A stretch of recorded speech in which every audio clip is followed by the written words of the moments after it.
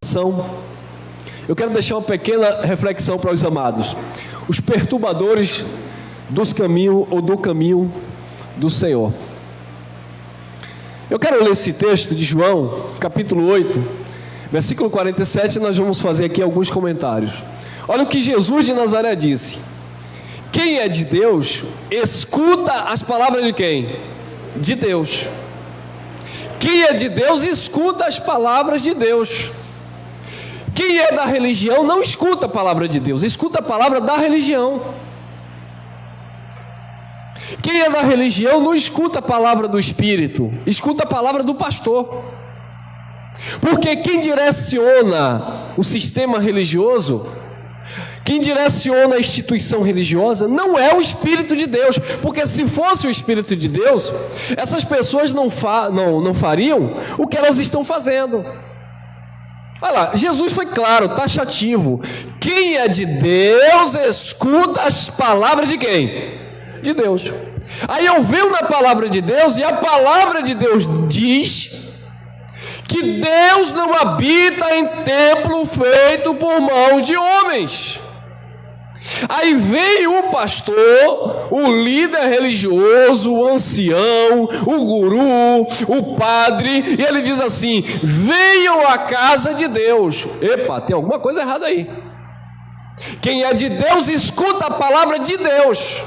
E a palavra de Deus diz que nós somos templo e morada do Espírito Santo. Então, abençoados, quando alguém diz assim: eu vou no monte buscar o Espírito Santo, essa pessoa não está escutando a palavra de Deus. Agora, é claro que quando você está envolvido naquele ambiente, quando você está participando daquele sistema, você não atenta para essas coisas, você não percebe essas coisas.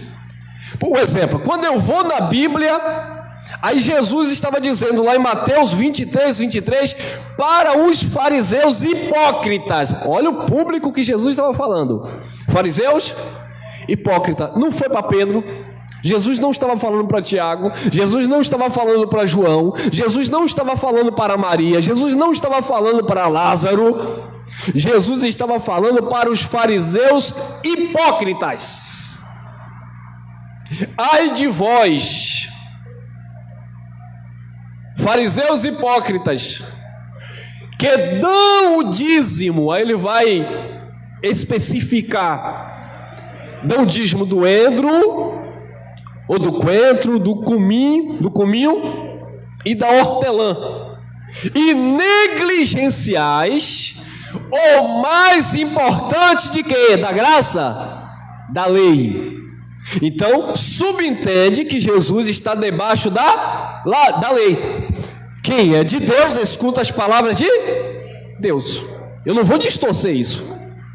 Vocês estão negligenciando o dízimo do coentro, da hortelã e do cominho. Aliás, vocês estão negligenciando o mais importante da lei. Vocês dão o dízimo do coentro, da hortelã e do cominho, mas vocês desprezam o mais importante da lei, que é a justiça, a fé e a misericórdia. Então Jesus está especificando ali que dízimo não era dinheiro.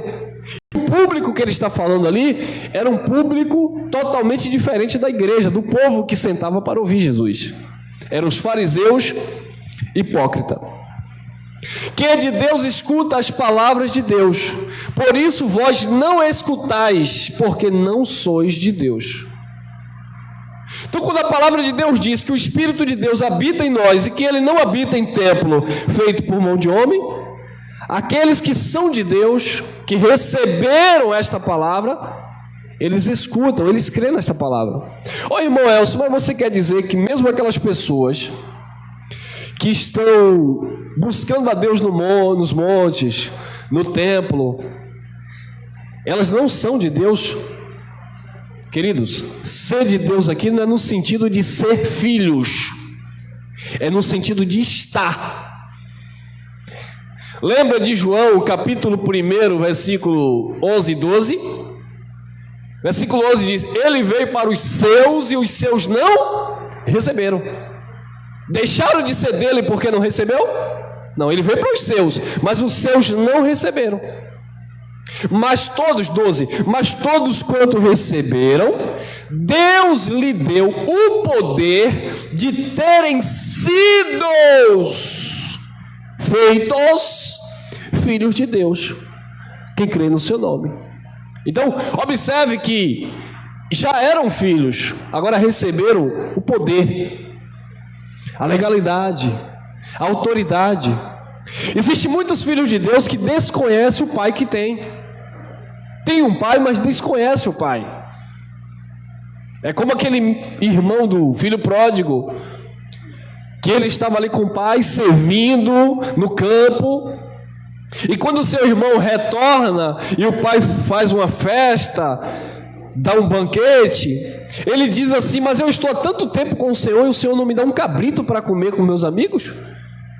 E o pai chega para ele e diz: ué, mas tudo que eu tenho é seu, pode desfrutar. Mas o filho não sabia.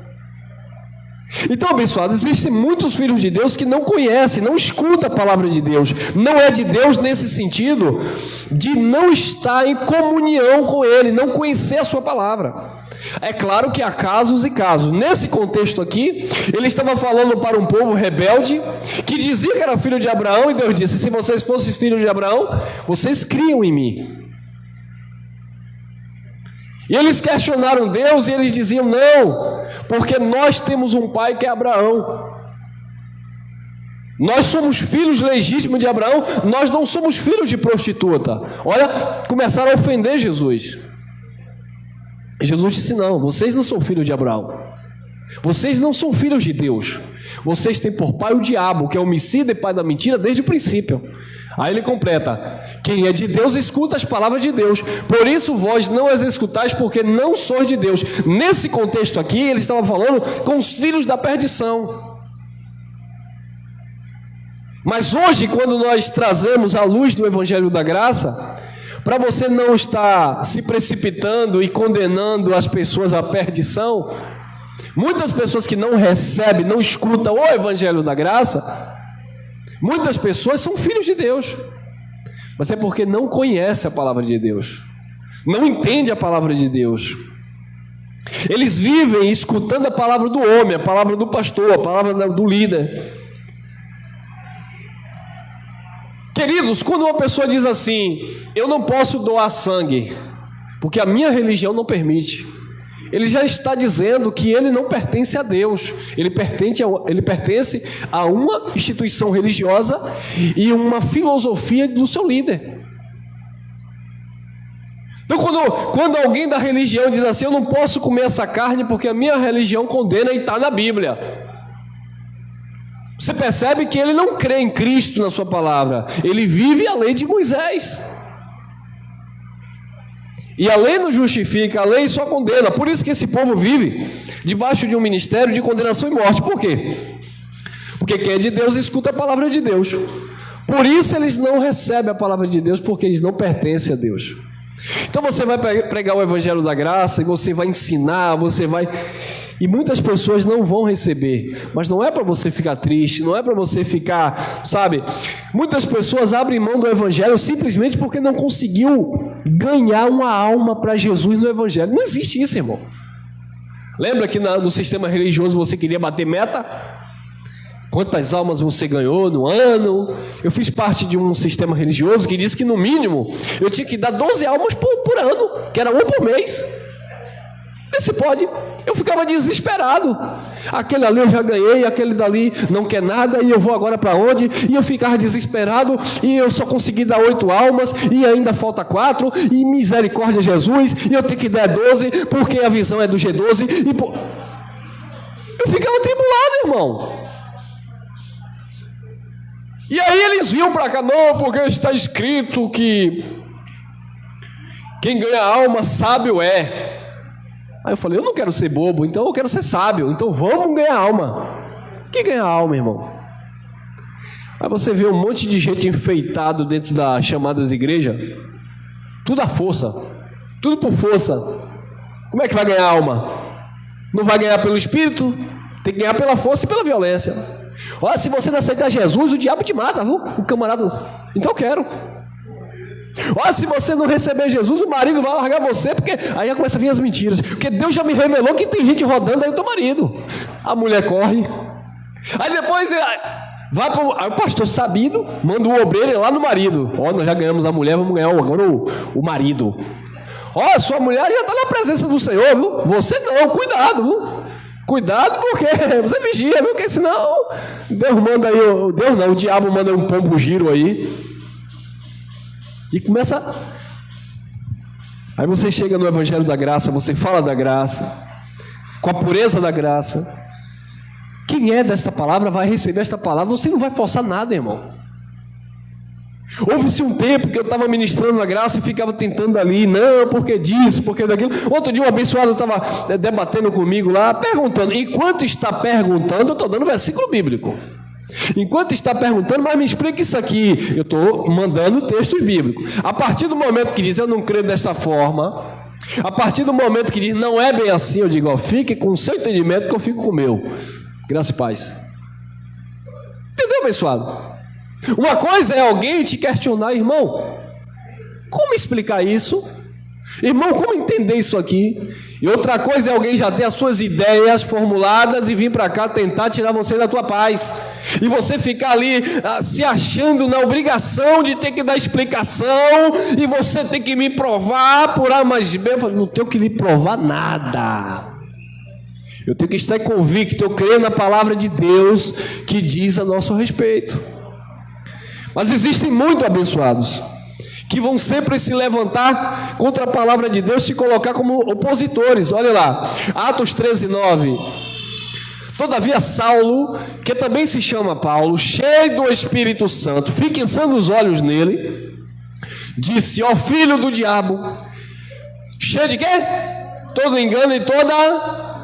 Olha a contradição aqui, irmão, de quem escuta a palavra de Deus e de quem não escuta.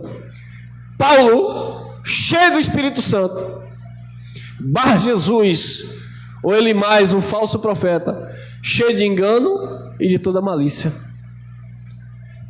Quem recebe a mensagem da graça de Deus, quem recebe a palavra, a pregação do Evangelho, ele está cheio do Espírito Santo de Deus. Quem despreza esta palavra está cheio de engano e cheio de malícia. Como assim, irmão? Mas eu sou pastor há 30 anos.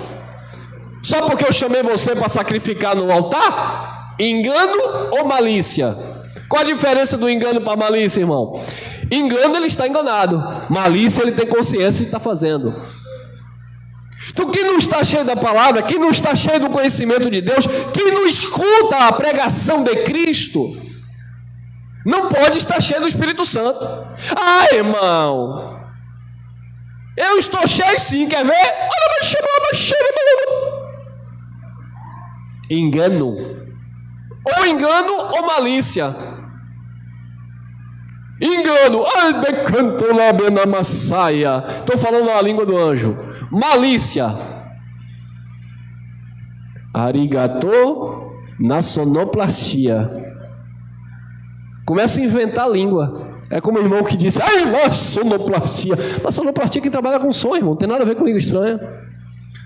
Você vê tanta malícia que o povo fala assim, está pregando e fala, eita, terra. O povo está dizendo que está falando língua de anjo. Quem diz que falar terra é língua de anjo? Se o camarada mudar o tom da voz e dar um chiado igual a panela de pressão, ele já disse que está cheio do Espírito Santo. Isso é malícia, irmão. Isso é para enganar as pessoas, induzir as pessoas ao erro. Eu lembro que quando eu estava no sistema pentecostal, eu era doido para falar língua estranha. Aí eu ficava olhando assim para os irmãos, para as irmãzinhas que falavam a língua estranha, lerda, que está ali, que eu não posso denunciar.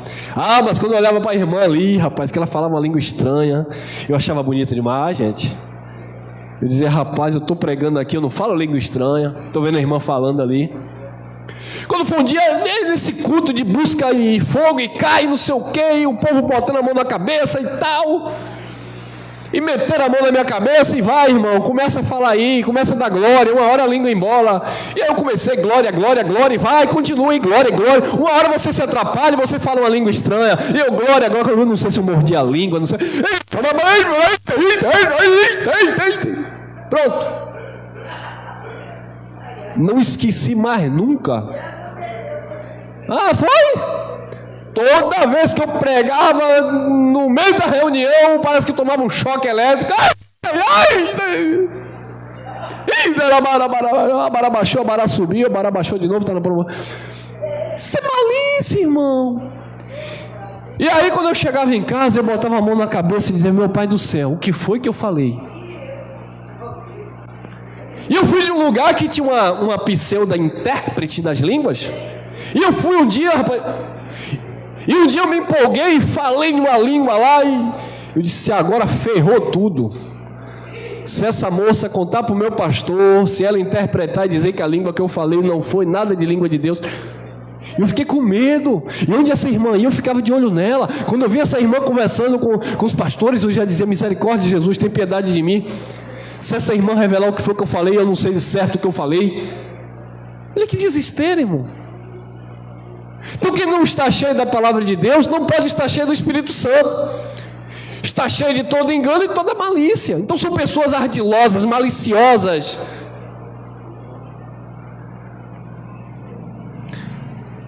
Disse Paulo, ó filho do diabo, cheio de todo engano e de toda malícia, inimigo de toda justiça, não cessarás de perturbar os retos caminhos do Senhor?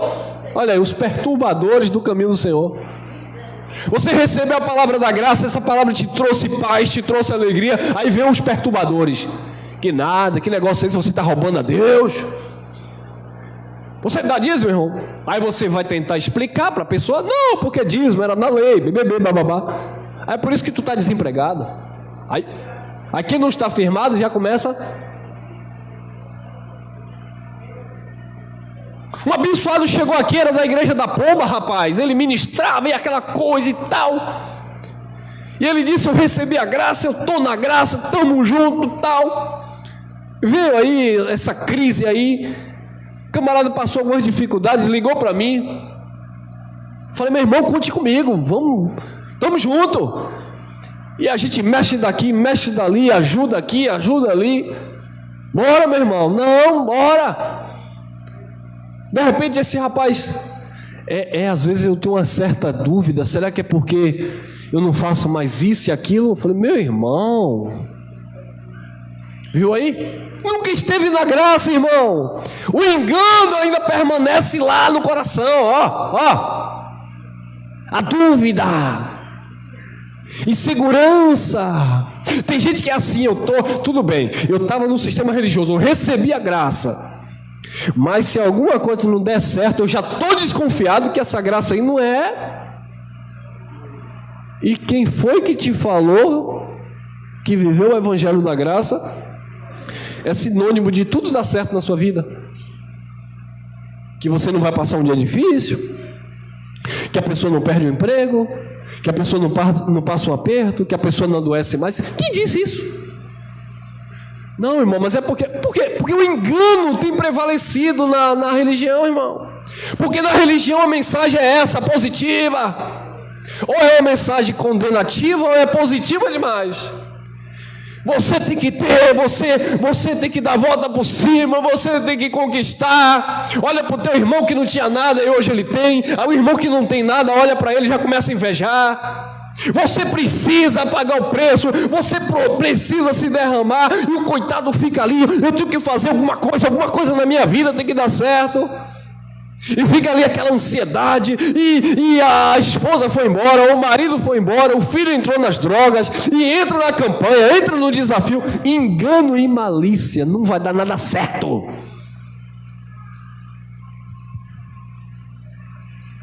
Aí chegou na graça. Ô irmão, mas cadê? Eu não estou vendo nada acontecendo. Meu irmão, o que tem que acontecer? Escute bem o que eu vou falar. Ó, é aqui, ó. O milagre acontece aqui, ó. Isso aqui é consequência. Quando o milagre acontece aqui, quando a palavra entra na tua mente, quando você escuta a palavra de Deus, quando você não é mais levado por vento de doutrina, ninguém mais tira você dessa firmeza. Ninguém arranca essa convicção de você. Pode chover canivete. Você não vai atribuir a Deus ou a graça aquilo que você não conquistou. Você vai descansar sabendo que é Ele que te conduz, irmão.